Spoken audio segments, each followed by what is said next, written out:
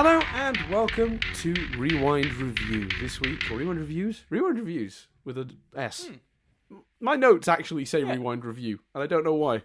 That's what threw me. Multiple reviews. My notes have said that since the beginning. I've never changed the title on these notes. There you go. Anyway, hello everyone. It's a podcast where we review old movies. Although this week and last week we decided to jump a little bit more forward in time. Chris last week chose Crazy Stupid Love. This week I chose Tucker and Dale versus Evil on the grounds that I really wanted to watch it, and what an excuse. Or to also force Chris to watch it and then have someone to talk to about the movie. Now, I've not seen this film, I don't think, since, within range of its release. So I was just only slightly nervous it wouldn't hold up. I'm really glad I chose it. I had a really good time watching it. Now, I'm very curious about you, Chris, because I don't think this movie falls in your usual taste wheelhouse. If I'm guessing, it's actually, to be fair, I'm questioning that as I say it, actually, because while you're not a huge horror guy, you do like a comedy and you do like a love story. Yeah, and sure, I'm a big fan of Shaun of the Dead. I've rewatched that a few times. Yeah.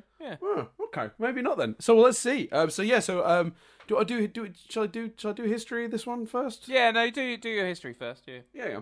So there's not a huge amount to this one except for regret, because I remember when this one released, had a very, very limited release in the UK, and my only real interest in it initially was the cast. I was a big fan of Alan Tudyk from Firefly. And I believe this is post-Reaper, so I was a big fan of the other fellow, whose name was just immediately escaped me. I think it's Tyler. Oh my god, my brain has died. That's not good, is it? To start the podcast not remembering the name of the actor I just told you I was a big fan of. Not really selling that point, am I? Wait. Tyler Labine. Tyler Labine was in a show called Reaper that I also really loved, but I'm just checking that actually was before this movie. I think it was. I'm pretty certain. Oh god. No, that can't be. 2000. This doesn't help. The internet is not helping me here. There's too many things called Reaper. There's like 3 different movies called Reaper. 2007. Okay, this is several years before. Okay, so that my story tracks. Basically, I was a big fan of the 2 actors. Liked the idea of them being in it together. And was keeping my eye on its release. And then it had a very, very limited release window in the UK. Like, it only showed in a couple of cinemas, to my knowledge, and like only once or twice. One thing I'll note is that in the UK, its grand total of profit made, Chris, was $1,800. Oh, wow. So it was very limited. But it was showing, I believe, in Manchester. So I had intentions to go see the movie, couldn't afford the travel because I was at uni at the time, or it just didn't work out for some other reason. Didn't get a chance to see it, and was very sad about that. But I hadn't seen the movie, so I didn't know what. You don't know what you've missed until you've missed it. And then the movie comes out on DVD. Buy it immediately. Fucking love the movie. Just sad I didn't contribute even a couple of quid to its measly UK box office.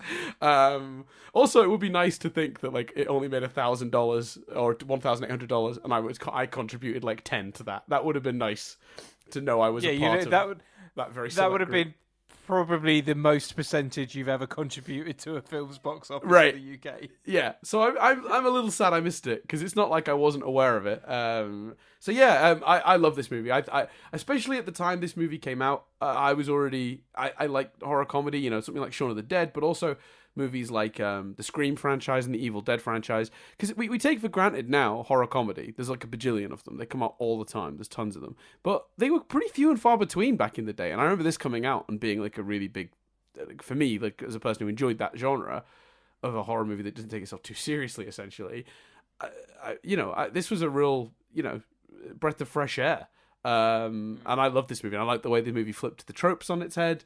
I liked a lot of things about it. So yeah, I'm a big fan of this movie. Enjoyed it at the time. Saw it a couple times, I think, probably in the year or two after. But then, for whatever reason, not really picked it up since, or certainly not in the last few years that I can recall. I was really thrilled to get to watch it again.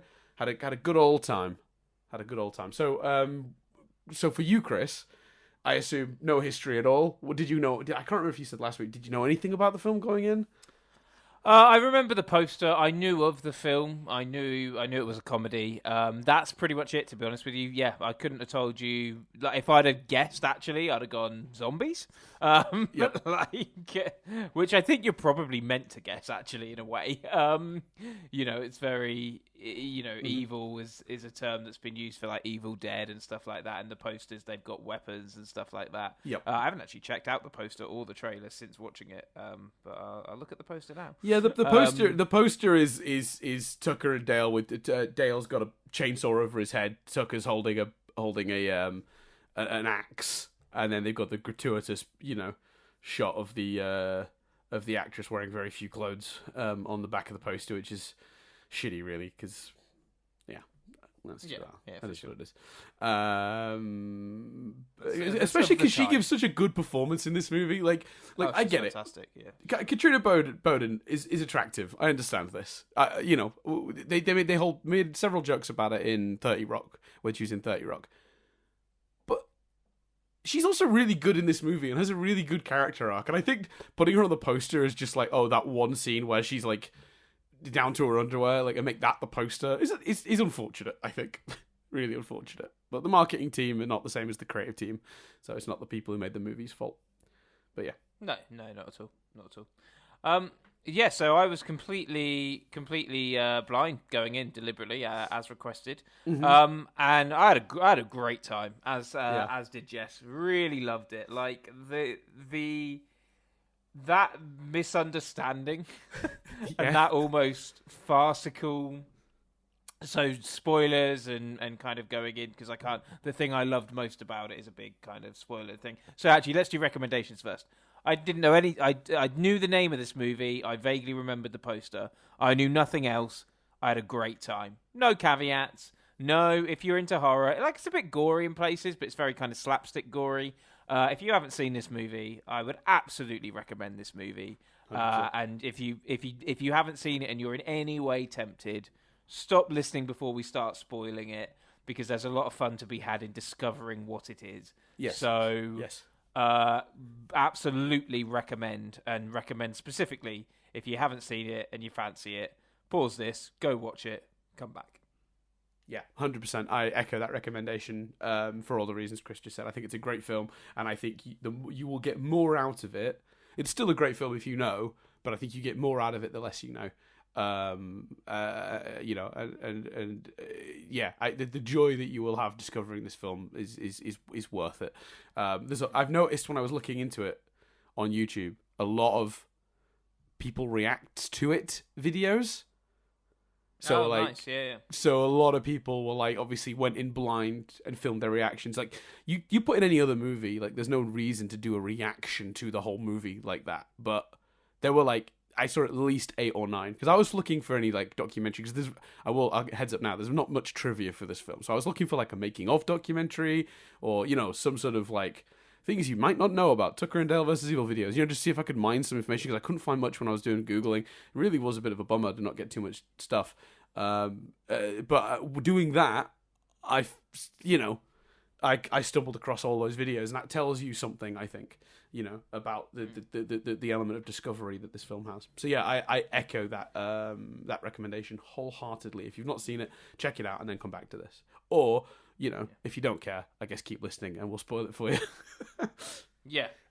So to dive in with that then, just the misunderstanding and the way they keep that up for so long. Yes. And the way you can absolutely understand both sides of it. So for those that don't remember, Tucker and Dale are described in the film repeatedly as hillbillies, and they, to a group of college kids, seem like mad men attacking them, but to Tucker and Dale, the college kids seem like they're in a suicide pact, and there's all sorts of misunderstanding and kind of gruesome deaths. And I think that genuinely, that farcical, they think one thing, they think another, really makes the film come alive and really adds a uniqueness to, Jess said herself, she's not usually a fan of slapstick comedy. Yes. But with this, because all the slapstick moments are underpinned with this amazing. I can see how this looks to you. Like, there's a sequence where one of one of the college kids is attacking them, but he jumps in and accidentally lands on a spike, and then moments later, another one goes to attack him, but he happens to move and he ends up in head first in a wood chipper. Because it's not just slapstick for the sake of slapstick. It's made so much more clever by keeping up this misunderstanding between the characters. Right. Like, the whole film just comes alive because of that. And it's just more. It's so much funnier because of that. So much more amusing. So much more interesting. Yeah, and I think as well, like that. I mean, that wood chipper scene is like the most iconic thing from the movie. Everyone who's seen the movie talks about the wood chipper scene because it's a perfect thing, isn't it? They think that. So the basic misunderstanding for those who haven't seen the movie is that one of these college kids falls over, bumps their head, and goes under the water and is potentially drowning. So Tucker and Dale, who are out fishing, rescue her, and then say to the college kids who are on the shore, "Hey, we got your friend," which comes across as, "We got your friend!" Like, we got her, you know. So they all run, terrified, because they think these hillbillies are after them, quote-unquote hillbillies. Because the funny thing about this movie is that, obviously, both camps label the other. They call the others the college kids. The college kids call them the hillbillies. They neither fit into that category. They're people, but, like, that's the point of the movie. But the wood chipper scene is they're going to rescue their friend. One of them runs in to try and get one of the quote-unquote hillbillies. He steps out the way, he falls into the wood chipper, as Chris has pointed out. The thing that really makes that great, though, is what then happens is, of course, because Tucker then tries to save the kid by grabbing his legs and pulling him out. But what that looks like is him shoving him in legs first into the wood chipper. And then the cherry on top, the absolute, like, as if they haven't done enough to make it a funny misunderstanding, a really wacky visual, but then also they throw the most subtly brilliant joke after it, which is when the wood chipper finally stops and it's legs and blood everywhere, and Tucker just goes, "Are you okay?" Yeah, so good. It's so good. It's like you cannot you can't understate or overstate, sorry, how brilliantly written and executed the comedy in this film is. It is pinpoint every single time, and it's sometimes really overt, like guy goes headfirst into wood chipper, and it's sometimes really subtle, like guy says to guy who's half in a wood chipper, "Are you okay?" And, you know, it's working on all those levels. Excuse me, I've been sick. I should say this, actually. We did the last recording, and I didn't say I was sick on it. And I was editing them the other day, and I do a check on the file and listen to, when I finished editing, and listen to the first minute of each file. And I was checking a couple in a row. So I checked, like, Santa Claus 3, Hook, and then Crazy Stupid Love. And it was me sounding perfectly normal and healthy on 2. And then I sounded like death on the 3rd. And I listened to see if I addressed it. I never did. I'm quite sick. I have a chest infection. So for the last episode and this one, I sound a bit shit. Sorry. But yeah, no, I think what's great about this film is not only the clever ways in which they play with the misunderstandings, but the other layers of humor that are going on around that. Because honestly, this would be a great movie just for the overt layer of comedy. But the fact they're constantly doing these much smaller jokes as well around that really highlights what makes this film sing. And that's not even getting into the sort of messaging of the film, which, despite it being quite a simplistic film on the surface, is actually quite nice. It's quite a good story of, like, maybe not judging a book by its cover. And also, what a hard magic trick to pull off, convincing me that all the characters would come to the conclusions they do. How do you convince me that the college kids are so convinced these guys are murderous that they go after them?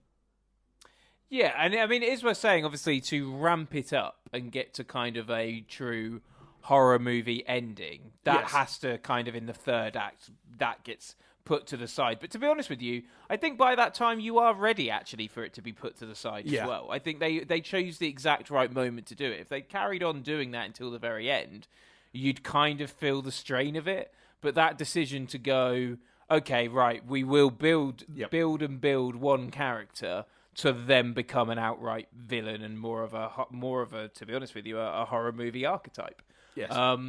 I think that works really well as well. Because even that is flipping a trope on its head. You know, the college kid becoming the killer, chasing two hillbillies, quote unquote hillbillies. Again, I hate using that word, but it's how the movie describes them.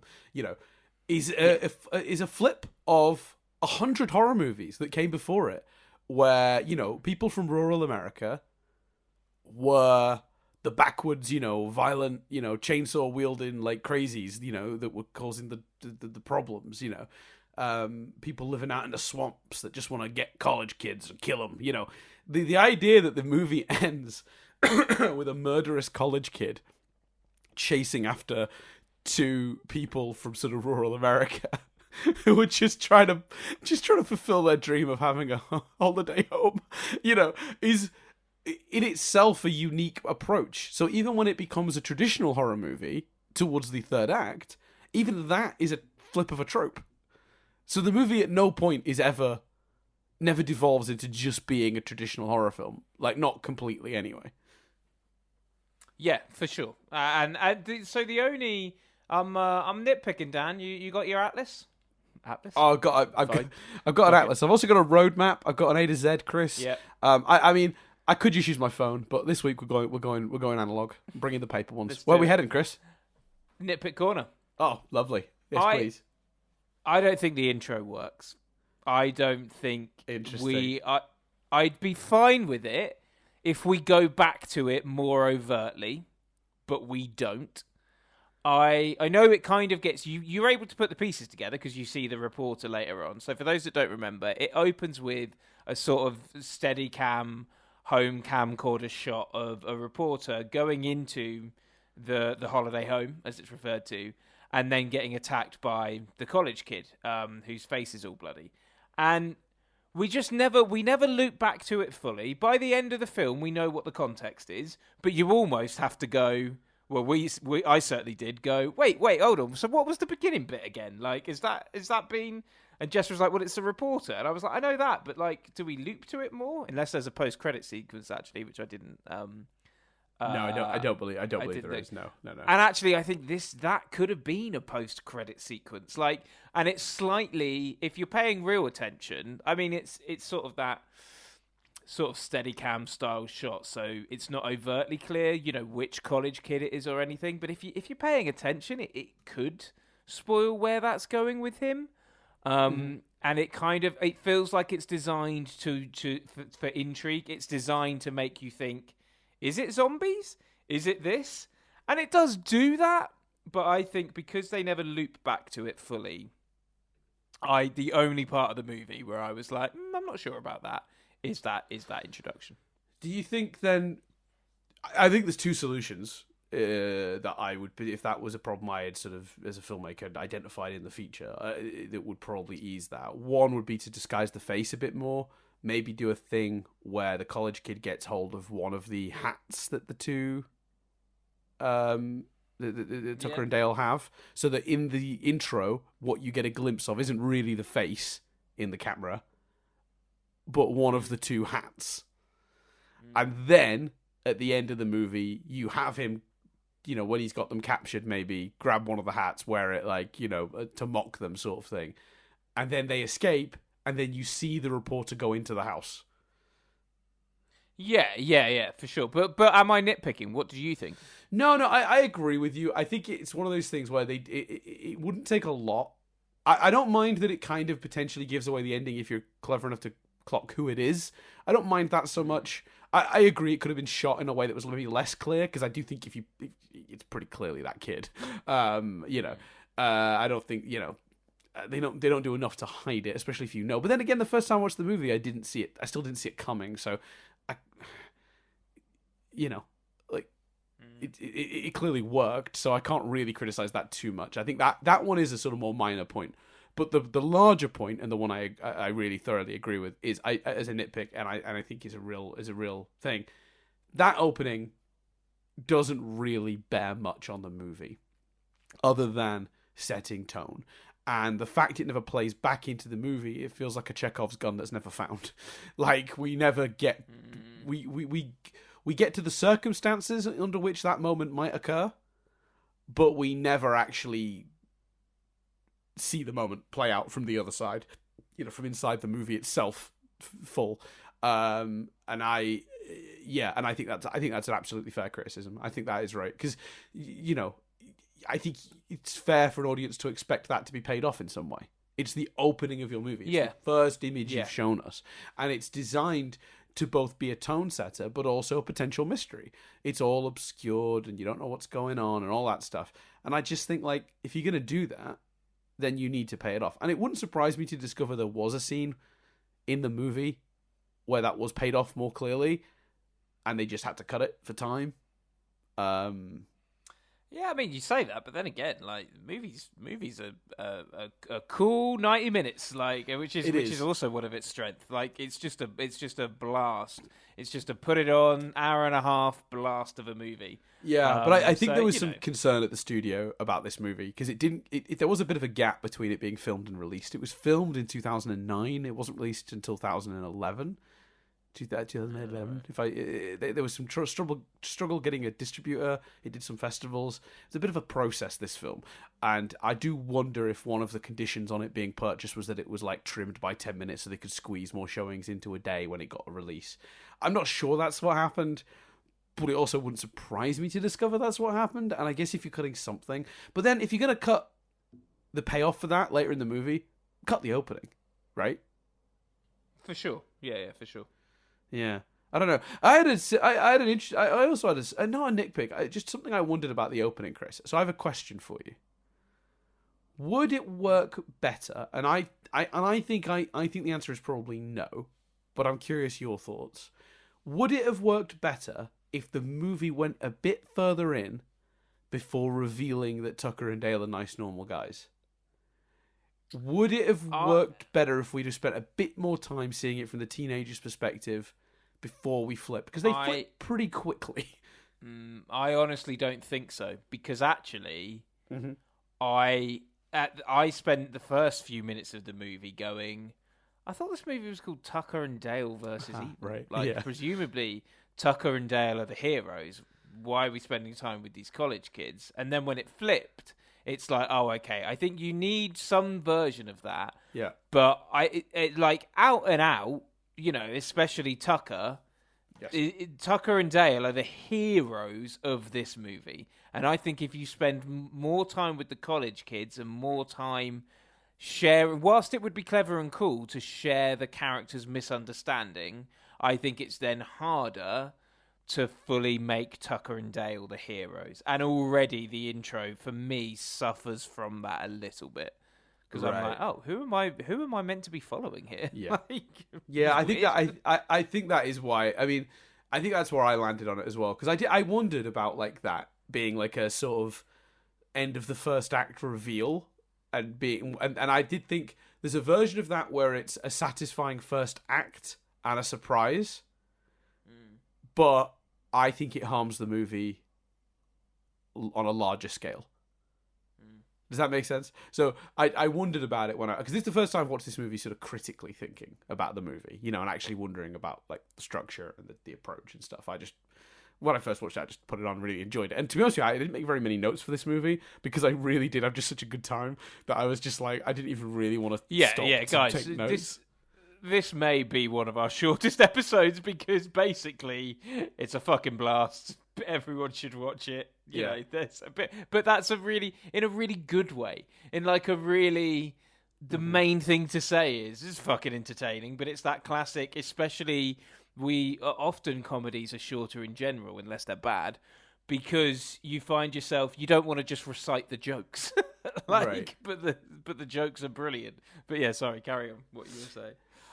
So there was a part of me that wondered about the structure and about doing that, but I think I agree with you. I think in the long term, looking at the big picture, it might make for a more entertaining first act and a reveal that would be like, oh, cool, that's the idea. But you're right, you'd have to give it a different title for that to work for a start. But second of all, I think you lose sight of the the overall picture of the movie, because I think that they do a lot of really good stuff, making you really care about Tucker and Dale in the opening act, and I think without that build up, the rest of the movie suffers. I don't think it would actually make a better a more interesting first act. I think it would make a bigger twist. But you know what movie have you ever seen where you're like, man, I hope there's a good twist in Act 1. Yeah. do you know what I mean? Like, I think I mean, there are plenty of movies there are plenty of movies that have done it, but what as early as Act 1, like pulled like a big twist. Yes. I don't want to name the movie because it's a movie that I've told a lot of people they should watch and not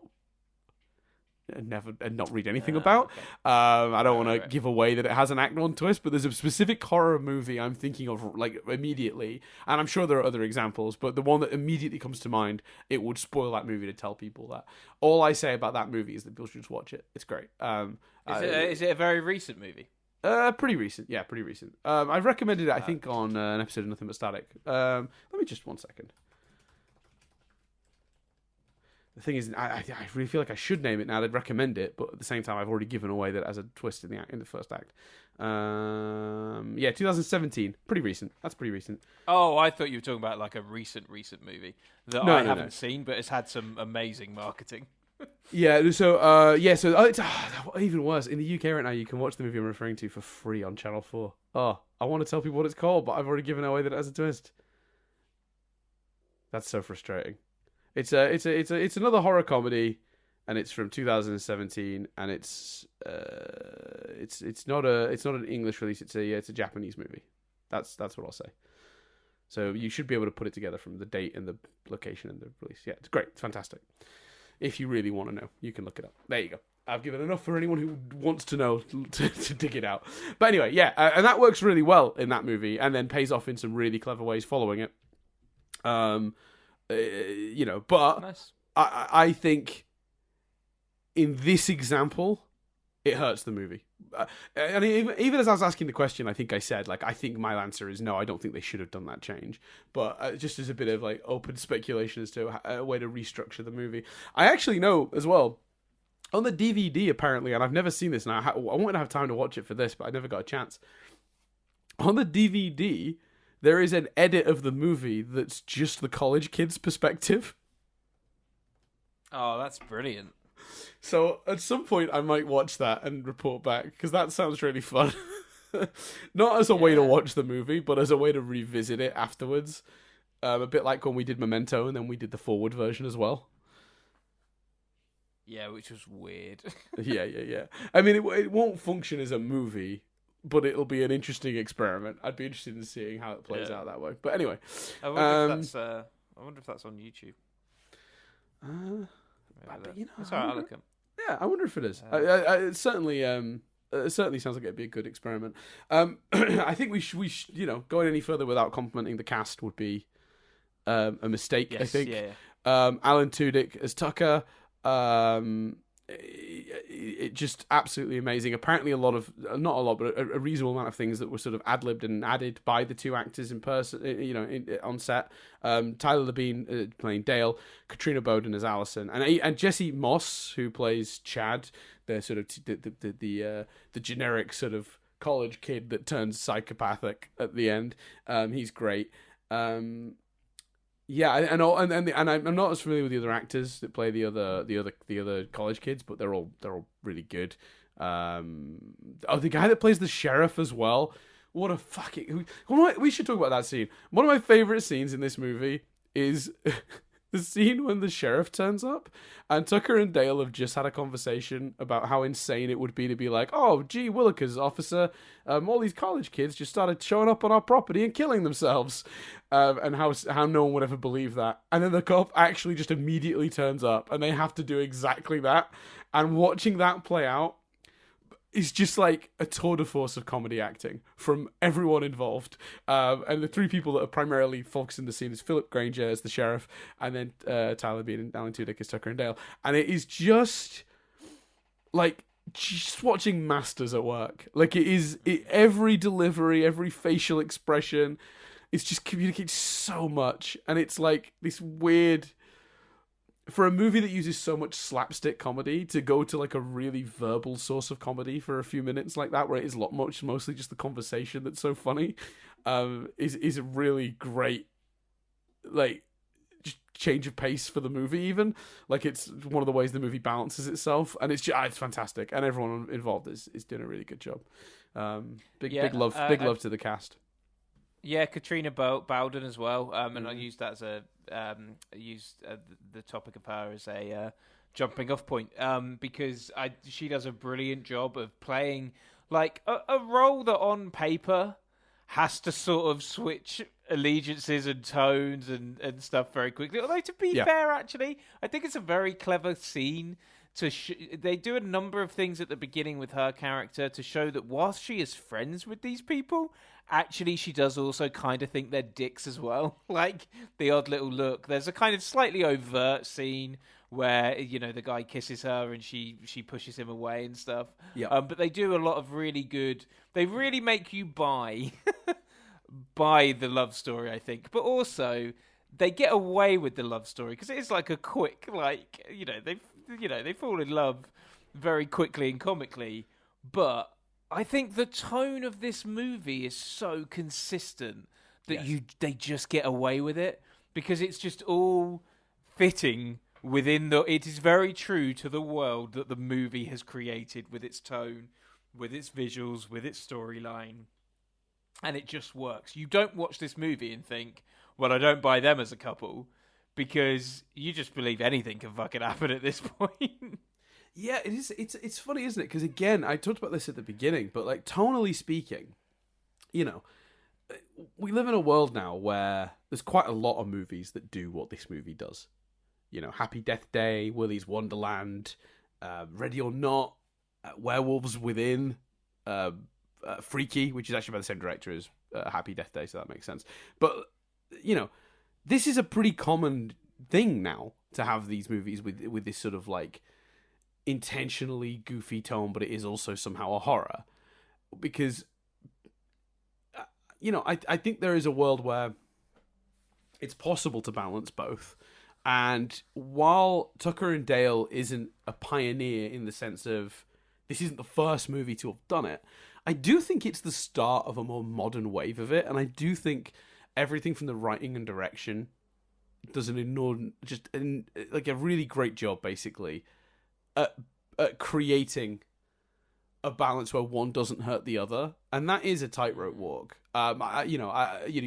Doing horror and gore could easily hurt the comedy. Doing comedy could easily tonally hurt the horror. And while I think this movie does lean more on the scale towards comedy than horror, I think it's very good very quickly at establishing itself so that you're not jarred by any of that as it's happening. Like the opening scenes between them, you immediately get the tone, and it's really quick how they establish it, and they win you into it. And I could see in a world where movies like this are less common, that's actually a big job, right? Because now, for sure, we know that exists. We've seen Happy Death Day. We've seen Ready or Not, or even Cabin in the Woods. Christ, I forgot about Cabin in the Woods. We've seen these movies that do this. It's an understood thing. You go in with that expectation. But I'm just not sure sitting down to watch Tucker and Dale versus Evil, that necessarily is going to be a thing you're already on board with and already expecting. So to sell an audience on that and then do it so well is a real trick. And it's a real shame this director isn't really doing a lot these days. He's made one movie since this one. And it had Adam Scott in it. I've not seen it. It looked good though. Eli Craig, he's called, and yeah, he did a movie called Little Evil in 2017 with Adam Scott, and nothing since, which is I think a real shame. I think he should be working more. I'm sure he's doing other stuff like as a producer or whatever, but like, yeah, I think he's got a lot to offer, and I'm sad he's not had more of an opportunity. And admittedly, this movie was a financial disaster, but the let's product... not hold that against him. What's that? I said, but let's not hold that against him. Well, yeah, let's not mince words here. I mean, the movie had a $5 million budget and it made $5.2 million. And for anyone going, well, that's $200,000 profit. No, they had to market the movie too, and the budget doesn't include that. So marketing So will have been. so why do you think it was legitimately? Do you think it was just too ahead of its time? That's a genuine theory. You know what? I think yeah, probably right. I think now people look out for those movies. You know, I mean, yeah, I think people are sort of it's a genre in itself now that there are fans of that seek it out, and it's obviously nothing to do with the movie's quality because this is a cult classic now. Loads of people of this movie got really good review scores, even at the time. I think Roger Ebert liked this movie, and he was always brutal to anything that was even close to horror, and he loved this movie. So, I think, yeah, maybe it was just a bit ahead of its time. It's because it's kind of goofy, because the thing with the movies that were horror comedies prior to this, other than like Shaun of the Dead, but like the Scream series, the Evil Dead series, they were funny they were sort of funny in a serious way almost. Like the movie still took itself seriously to a certain point, whereas this movie is just out and out like, no, this is silly and schlocky on purpose, and the dialogue is kind of cheesy on purpose. Everyone's very overt with the things they say. We're kind of making fun of horror movies while we're doing one, and playing with the tropes. So yeah, maybe the audiences just weren't really into that idea. Or maybe it was marketed terribly. I've not actually watched the trailer, but yeah, I assume I saw the trailer at the time, but I don't remember it. So yeah, maybe they marketed it terribly too. That's also a very plausible scenario.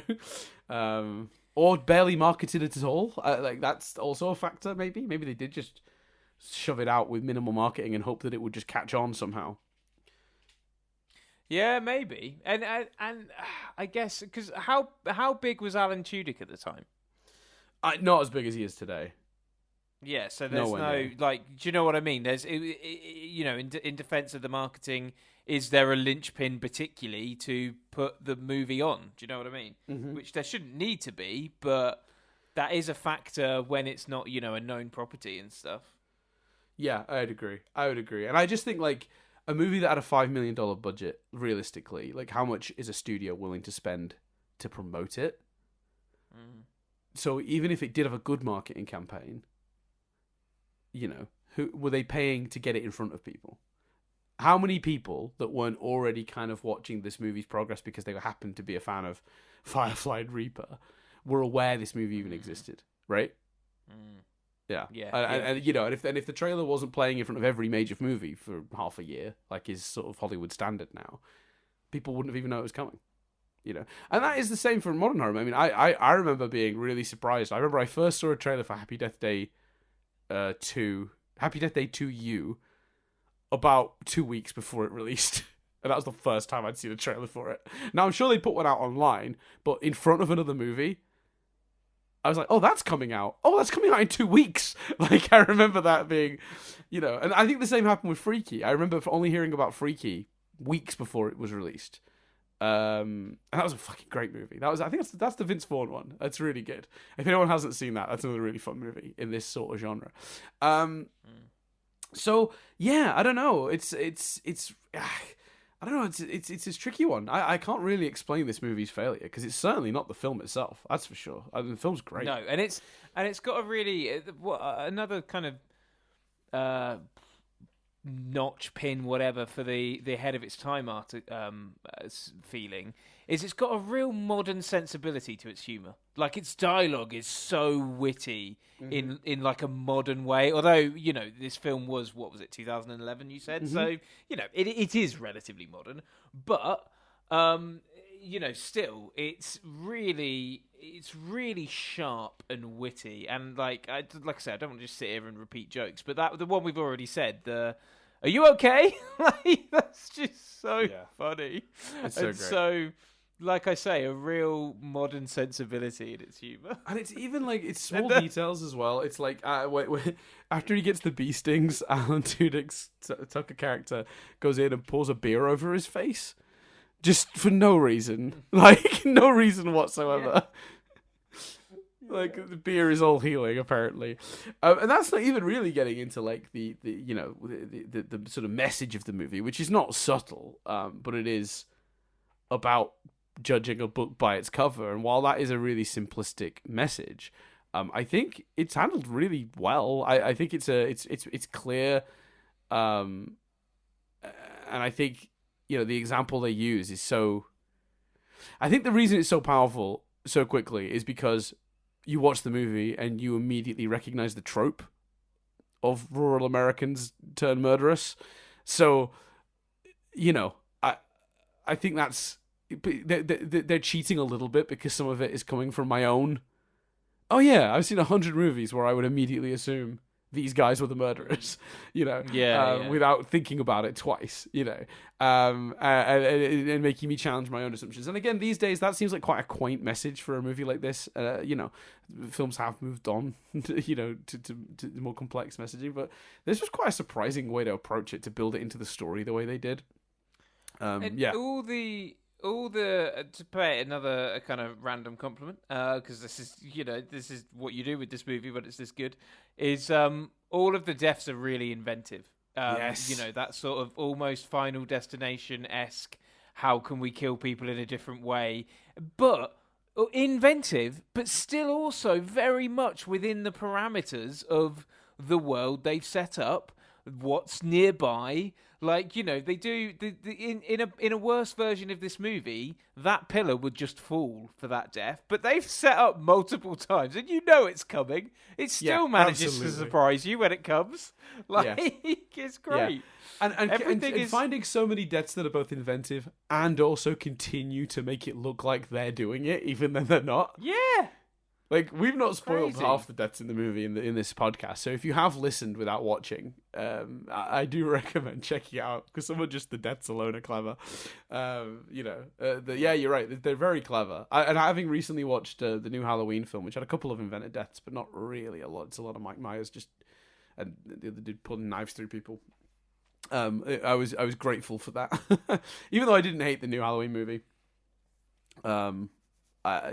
It was crazy to think this sort of horror comedy probably had more inventive deaths than an entry in the Halloween franchise, but again, also, like, often those films, like, even the Final Destination movies with inventive deaths, they still have to go to this location, and then they travel to another location, and then it's in a tanning booth, or it's at the dentist. Right. This is all within the confines of this cabin, and still the deaths are within the confines of the cabin, and mostly adhering to the logic of it's got to look like one thing to one person, one thing to another, and be something else entirely.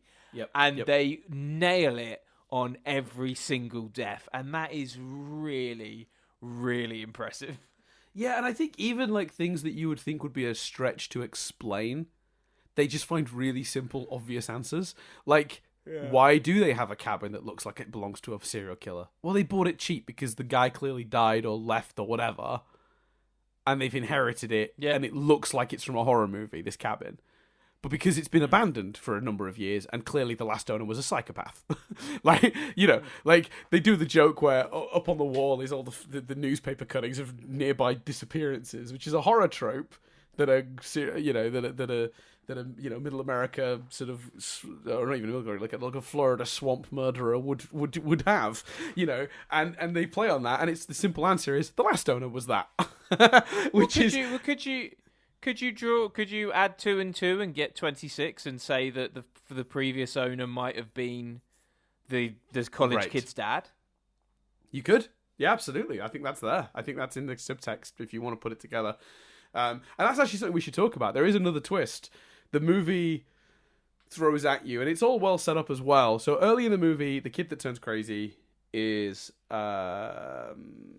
revealed, or not revealed, sorry. In the beginning of the movie, he tells a story of a couple of people out in the woods that got killed by quote-unquote hillbillies, and then he puts emphasis on the fact it's a real story. And then later in the movie, we discover that was his parents that were murdered, and that's why he's got such a hatred for Tucker and Dale, basically, like such an automatic assumption of guilt. Although there's plenty of evidence anyway, he doesn't really need that. But the reveal towards the end of the movie is that actually, these quote unquote hillbillies didn't kill his dad, and his mom barely escaped. one of those hillbillies was his dad through some gruesome events, which they kind of play in the movie as that's why he's crazy, because some crazy murderer is his dad or whatever.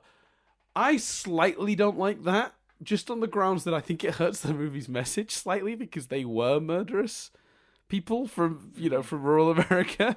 But that's only a slight niggle. I don't know. Did you feel more strongly about that than me? It kind of bothered me slightly, because I just kind of felt it hurt the message, but it didn't wasn't enough to take me out of it, if that makes sense. Yeah, it did take me out of it, because to be fair, I wasn't thinking too much about the message, I guess. So yeah, but I think you're right, it does, but it definitely didn't bother me watching it, no. Yeah, I think that's right. I think that's the correct position on it, which is it is a slight problem, but not a big enough problem to hurt the movie. But it's a pretty good reveal, and it's one that's sort of is embedded throughout the movie.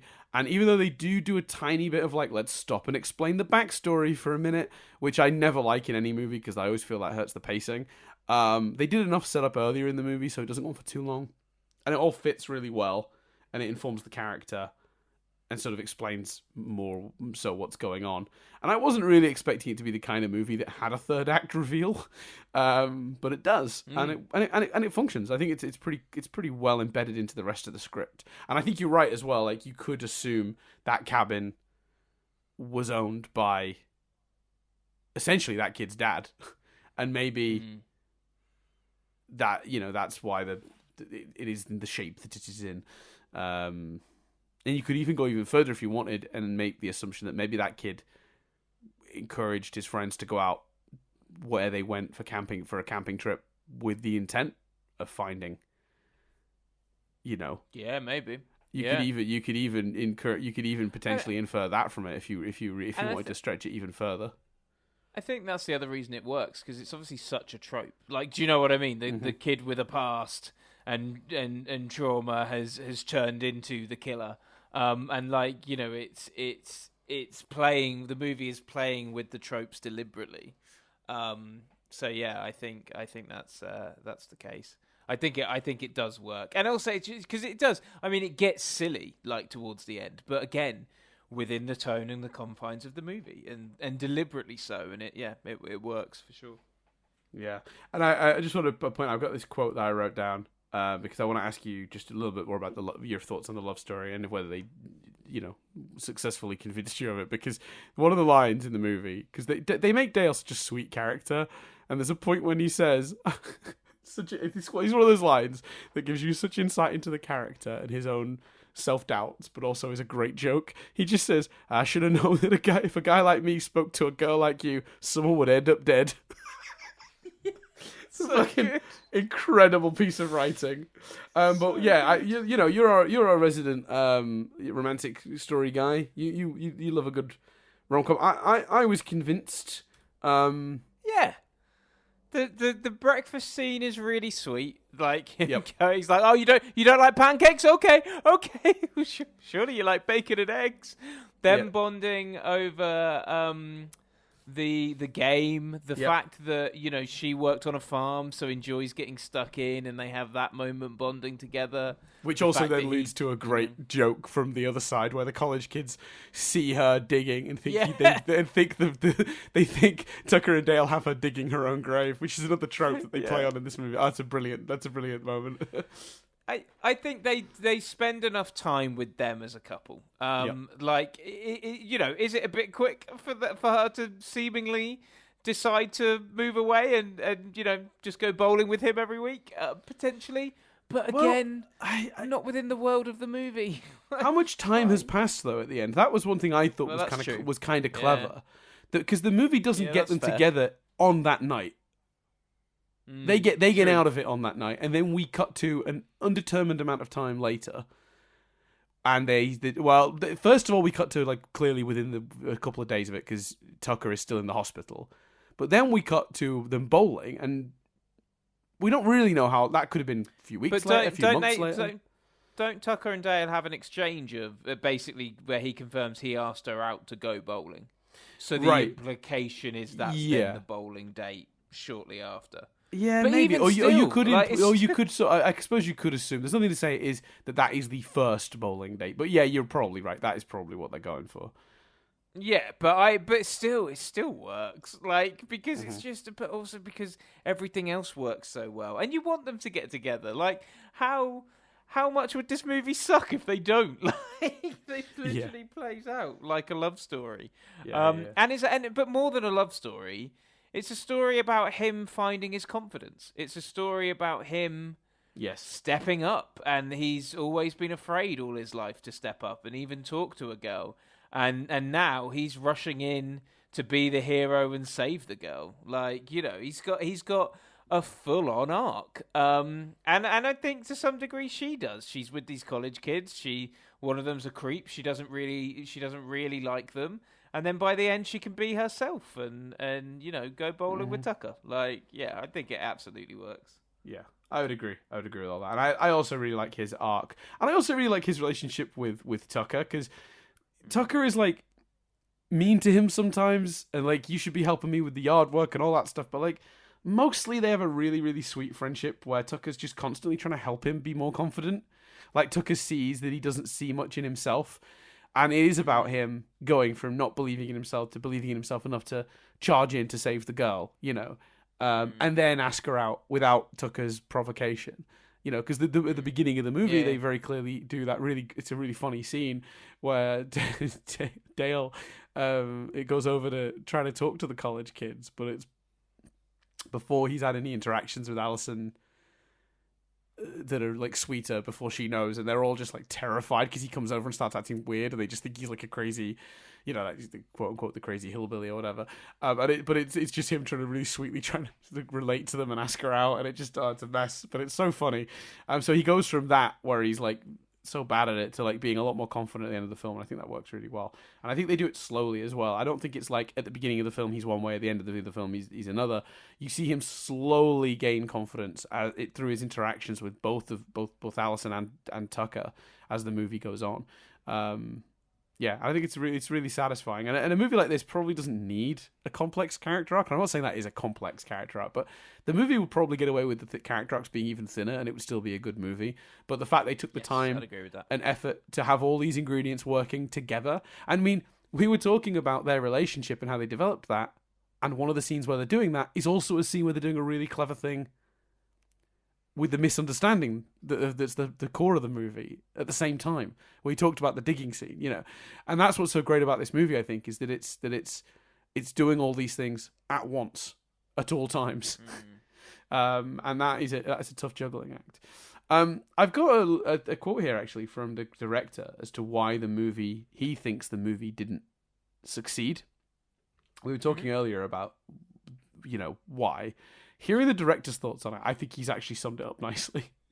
He says, and it does come down to maybe people weren't quite ready for a movie like this, but he sort of said it struggled to even find a distributor because it wasn't quite indie or mainstream enough to fit into either category. It was too bloody to be a standard comedy and promoted and released as a full comedy, but it was too funny and too focused on the comedy to fit in the horror genre. So no one knew what to do with the movie, both marketing-wise and release-wise. So, yeah. Yeah, that makes sense. Yeah. So, I mean, I'm happy to, you know, move us on to trivia. I don't have any more notes. We've covered everything, I think. No, go watch it. It's fantastic. Yeah. Let's triv it up. I'm gonna give you some limited trivia. With the exception of Tudyk and Bowden, the cast is entirely consistent of the cast is entirely comprised of Canadian actors pretending to be Americans. Yeah, just Tucker and Allison. Everyone else is a Canadian. Fair play. Before shooting began, Alan Tudyk and Tyler Labine spent time rehearsing as well as hanging out and bonding with each other to make their chemistry on set stronger. And they actually reunited in a few years later in the TV show Dirk Gently's Holistic Detective Agency, which I remember and enjoyed. So, yeah. I like this too. They're both good. We don't see enough of Tyler, though. I don't know what's Tyler doing these days? Very sad that I don't see him very regularly. I'm gonna look that up, Dan. Yeah, I like him a lot, and I don't feel he gets enough work, or at least I haven't seen enough of his work, which means he was head of psychiatry by the looks of it in New Amsterdam. So that was obviously an NBC or is an NBC medical drama. Didn't we review the first couple episodes of that? I can't remember, but the fact that he's in the main cast on that from 2018, so he's been mainly doing that by the looks of it. And otherwise, Kevin probably saves the world. He was in Dirk Gently for 7 episodes. Mm-hmm. Movie-wise, he's done 2 escape room movies, Super Troopers 2. Super Troopers 2? I meant to see Super Troopers 2. I never saw it. Yeah, it looks like to be fair, at the end, I mean, he's been in New Amsterdam, so that's obviously, he's been in that the whole time, seemingly, and that's he's been doing 83 that episodes. 83 episodes since 2018, yeah, fair play. He was also arguably more consistent work than Alan Tudyk. Yeah. All right, fair enough. I like that guy, though. I'd like him to be... Like once he gets out of New Amsterdam, I'm gonna make him a lead. Let him be the lead of something. I like him a lot. I think he's great. Apparently, it was Alan Tudyk's idea to pour beer over the bee stings on Tucker's face. I think that's very funny. The opening scenes on the road were shot during a thunderstorm. Fun or harrowing? Nice. I don't know. You pick. Yeah. Alan Tudyk disliked the fact that there was only enough money to provide him and Tyler Labine with 1 set of clothes each.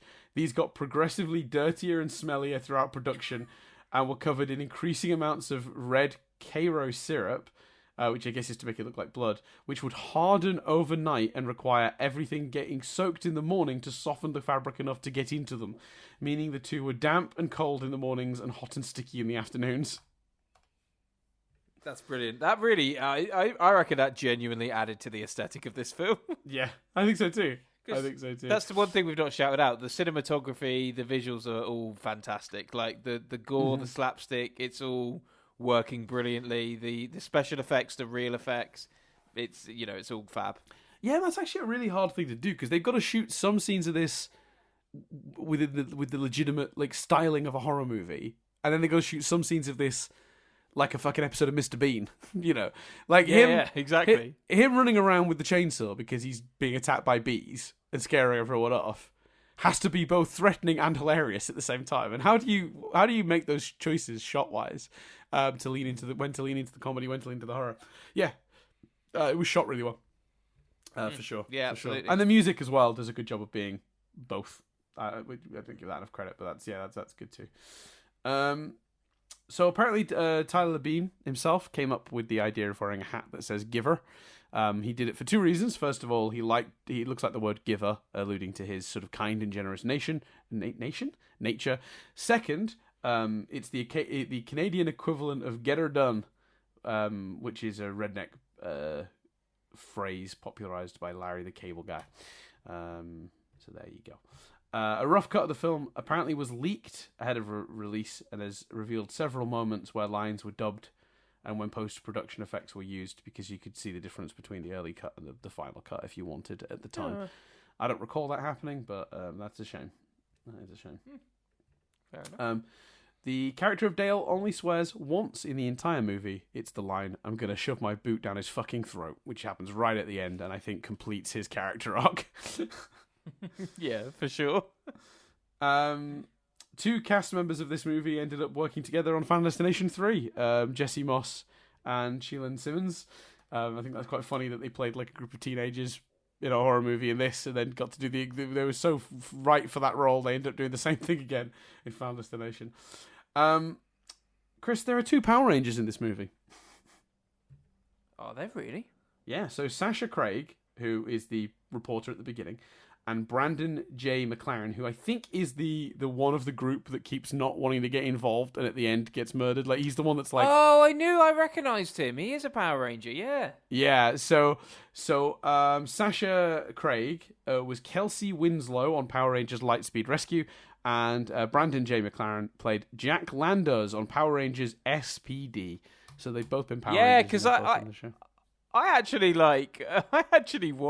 watched like the first 12 episodes of Power Rangers SPD for some reason and enjoyed it. Yeah. There you go. Cool. Yeah, there you go. There are 2 Power Rangers in this movie. I thought you'd enjoy that. I have never added trivia to my notes as quickly as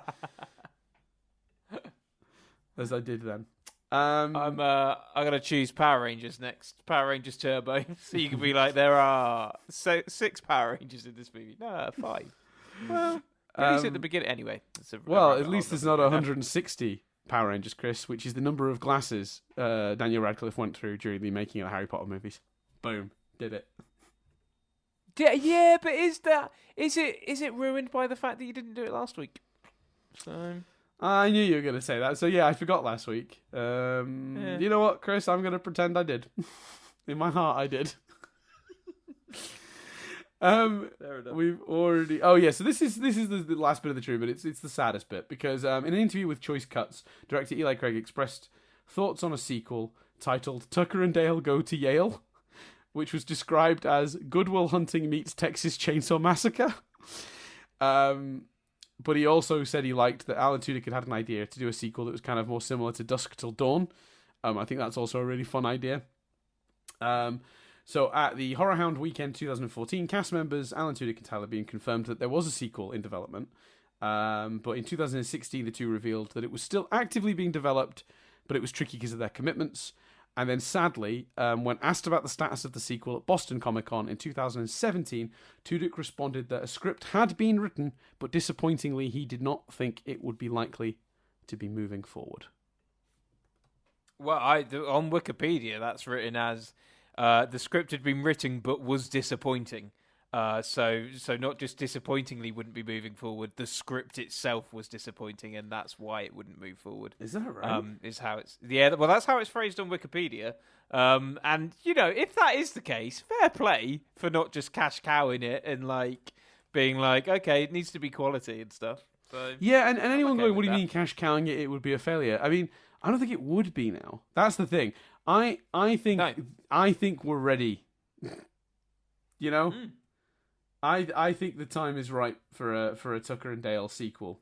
Truthfully, I honestly think you could make a sequel potentially for 5-10 million, and I think potentially it could easily make 5-10 million. Easily, yeah. Especially because this is like a cult classic now. I think it's picked up a lot more. I think it's picked up a lot more love since its release for sure. So are we ready for everyone's favourite, world-famous segment, Cars Exist? Meow. Oh, beautiful. It's good noise. So there are, kind of 3 cars worth noting in the movie. The sheriff has a Jeep Cherokee, which I think is a standard police vehicle. It's a 1988 Jeep. The car that the college kids arrive in is a Chevrolet Suburban, which was 92. And then the sort of pickup truck type car that Tucker and Dale use is a 1981 GMC K1500. I don't really know what that is, but sure. No, me neither. It's not a Ford Corolla, so I'm out. No, what was the one that the guy? Ford Taurus, sorry. Ford Taurus, that's right. The JJ Johnny underscore JJ John Johnny, our hero. Anyway, so yeah, there you go. No Ford Taurus this week, but some other vehicles. Cars exist, everyone. So that leaves us, Chris, with obviously, we've recommended the movie. We talked about the movie. Happy with the movie, but it leaves us in a bit of a situation here because now you've got to choose a movie, Chris. And let's be honest, I'm really pleased because I feel like I nailed that one. Good movie. Yeah, so right? We were looking for a good movie. We had some movies we were on the line. Do we like this? Flaws, problems. The search for a good movie has ended a little, but I feel like you might need to respond. Well, no, I feel like it's not a competition, but I certainly feel like I don't need to respond and better it. But I think we both want to end this run because we're still feeling it from the Harry Potter movies. Yep. We got a bit burnt by Hook, Crazy Stupid Love. I think we went into this was the start of us going, let's try and end on bangers. Let's Yep. end on stone cold, classic, enjoyable movies. Mm-hmm. And that has affected my choice because I very specifically wanted to choose. Because, Dan, you may not realise this. I certainly didn't realise this. Let me potentially dazzle you a little with a fact, Dan. Oh yeah. December Dazzle. 17th, 2020, which is, at this point of release, over 2 years ago, Yes. yeah, was the last time we did an animated movie. Is that right?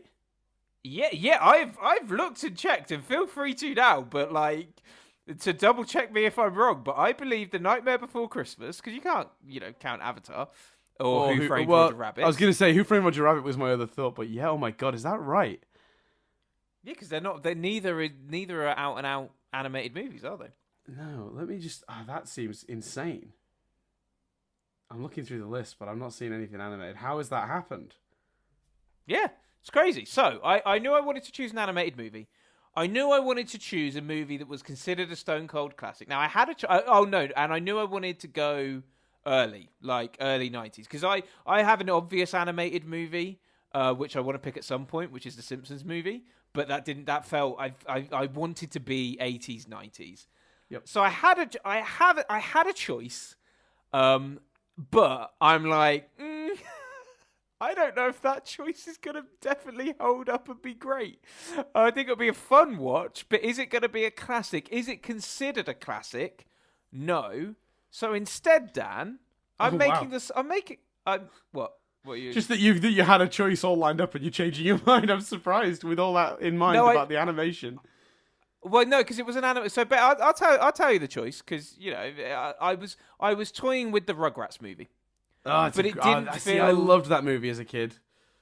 Yeah, but I'm worried. But is it definitely you loved Hook as a kid? Do you know what I mean? It's the concern, because I loved that movie as a kid. So instead, I'm going even earlier, and I'm picking a movie that is considered an absolute classic that I know you are a big fan of. Here's the weird thing, Dan. I'm picking a movie I've never seen. Interesting. So next week, we are going to watch Batman: Mask of the Phantasm. Oh, yes. That is an excellent choice. Yeah. I wanted bangers, Dan. And I think Batman: Mask of the Phantasm is hopefully, I mean, I've never seen it, but it's hopefully a bang. And just felt more in keeping with what I think we want to do with these last four than the Rugrats movie did. So sorry, Rugrats movie fans, we will get to it at some point. But I felt like it was more of an in-keeping choice with what we're going for here to go for Mask of the Phantasm. That's brilliant. That's an excellent choice. No, Mask of the Phantasm it still comes up as one of the best Batman movies ever made, even in the wake of The Dark Knight and The Batman, which are both obviously brilliant, for different reasons, but brilliant. Yeah. Because that is the other thing. We're what? We're 5 seasons in now? 6. Season 5? 6 seasons in. We haven't really done many superhero movies. Certainly not the big guns. Obviously, we've done Power Rangers, but, we haven't done There's a reason for that, though. A lot of them are modern. Yeah, well, I think, because, if you want to do the superhero movies from my youth, Chris, Christ, that Captain America movie from the 90s, where a guy rides around on a bike, or, I guess maybe the X-Men movies, sort of, Blade. I think you could count the X-Men movies. You could count Blade. You could count obviously the Superman, like Christopher Reeve's Superman. You could count the early Burton's Batman. Mm. Do you know what I mean? There are definitely options. Probably the most fitting is Burton's Batman. But yeah, no, but we're not doing Burton next week, baby. We're doing Batman: Mask of the Phantasm. Yes. Yeah, that's a fantastic choice. That's a fantastic choice. Okay. No, wonderful. I'm really excited about that. It's been a few years since I've seen it. Trying to think when the last time I saw that movie is. I think... Christ. You know what? It's been a while since I've sat down and watched that movie. I love that movie, but I've not seen it in a little while. So that's exciting. And I think it could. I feel. Yeah, but it feels like a safer choice for what we're going for than the Rugrats movie. Sure. Yeah, I think that's probably fair. Although I when I came out of, I'll tell you this now as a little tease for whenever we do get to it. It probably won't be this season now, but like, I came out of the Rugrats movie as a kid and told everyone that would listen it was the best movie I'd ever seen. Well, fair. And what I love about that is because I remember watching the Rugrats movie and equally being like, that was fucking brilliant. I'm gonna say it now, Dan. That movie came out in 1998. We were probably a little bit older than the demographic that movie was actually going for. Was it 1998? Yeah, in America. So who knows what age we were when we got it? 98. Yeah, so I would have been 11. Well, let's say it came out in the States in November 1998. So I reckon we potentially didn't see it until 1999. So we were potentially... Well, so you were I 11 was and 12. I was 12.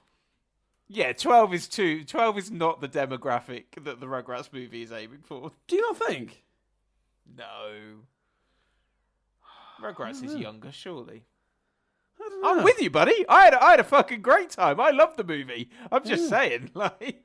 Well, I tell you what, thoughts in the... I mean, it's you know, I don't want to force our hand on how soon we do the Rugrats movie on here, but comments below. What age do you think the Rugrats movie was kind of aimed at, listeners? I'm curious. Were you watching Rugrats in secondary school? It's my question to you. Yeah, I love Rugrats. I'm 12 years old, 11, 12 years old. Yeah, still watching Rugrats for sure. What age is Rugrats aimed at? Aimed at 2 to 11. There you Rugrats, the animated Nickelodeon series, is the most popular television show among 2 to 11. There you go. Well, you were 12.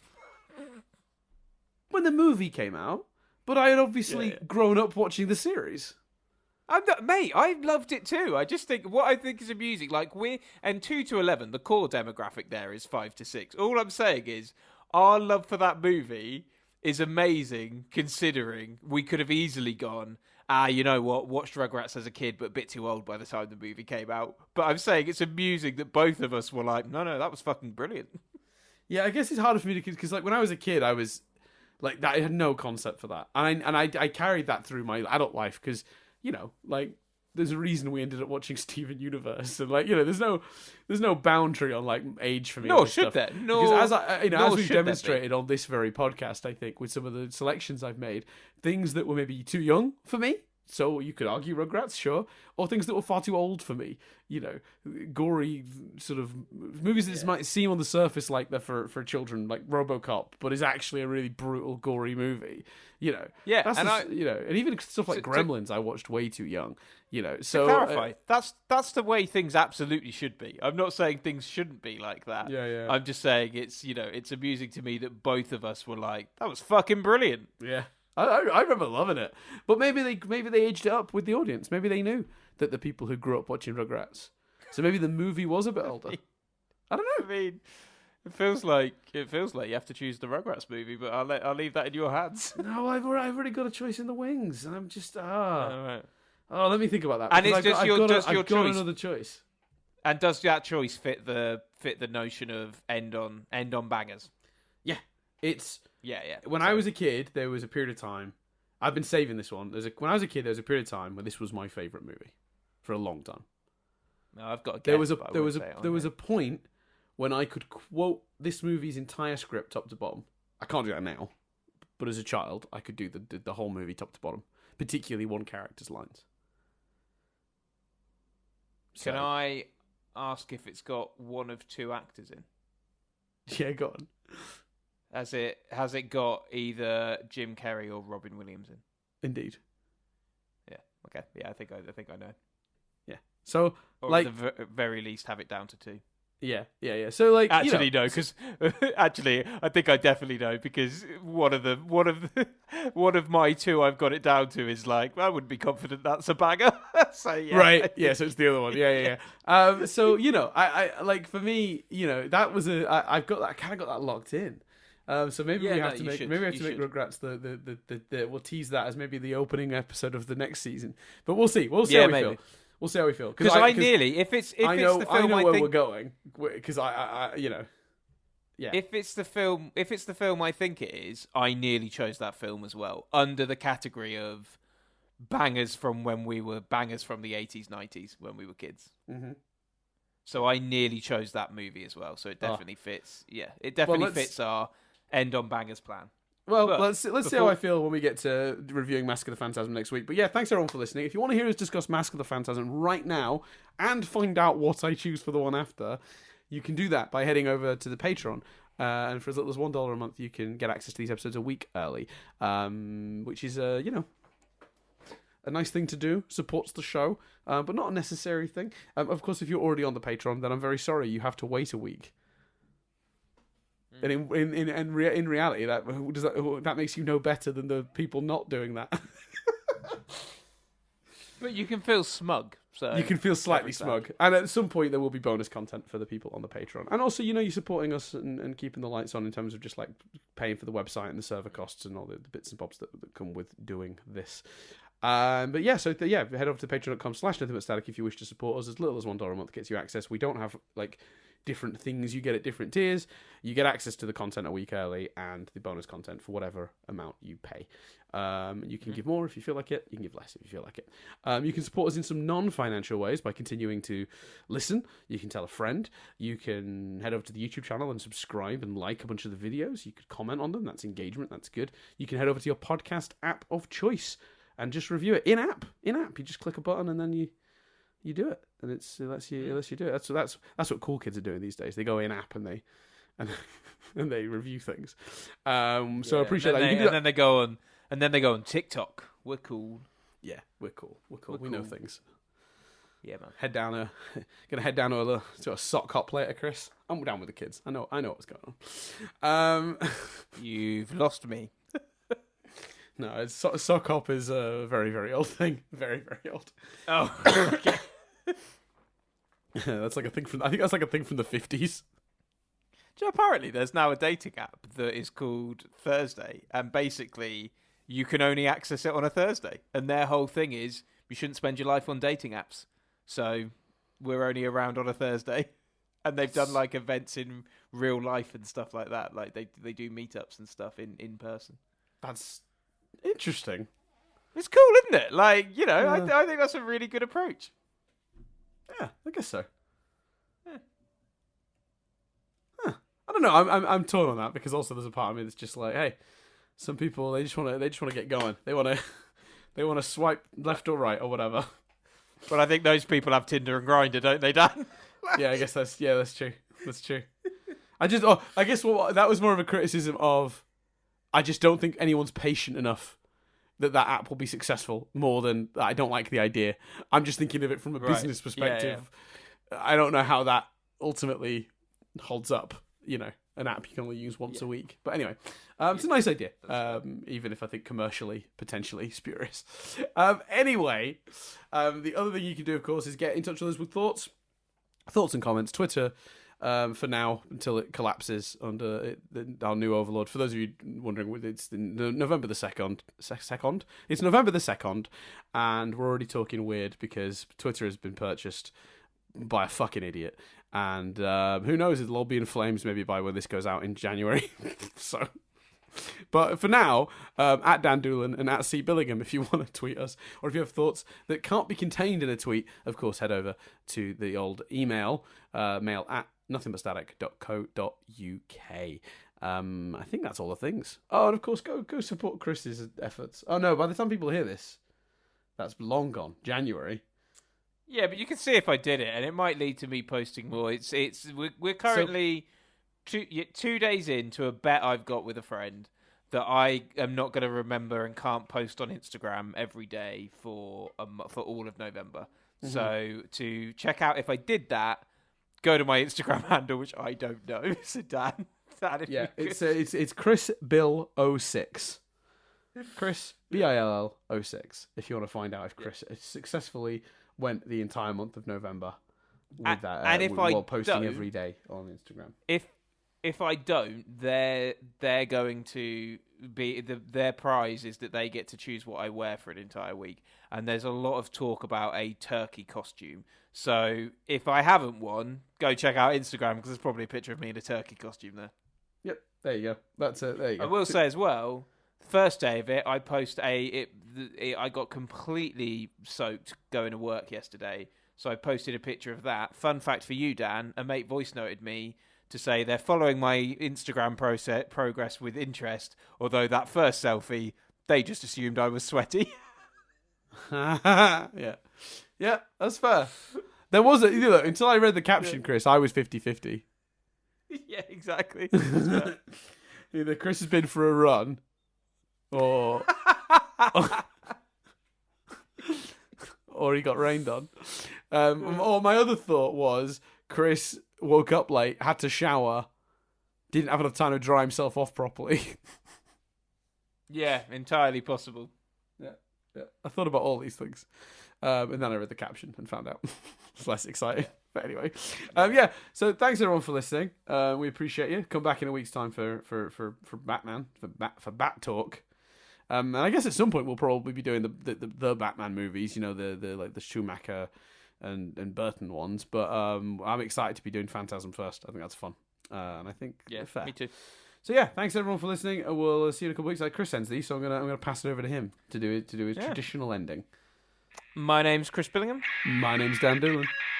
And this review has been rewound.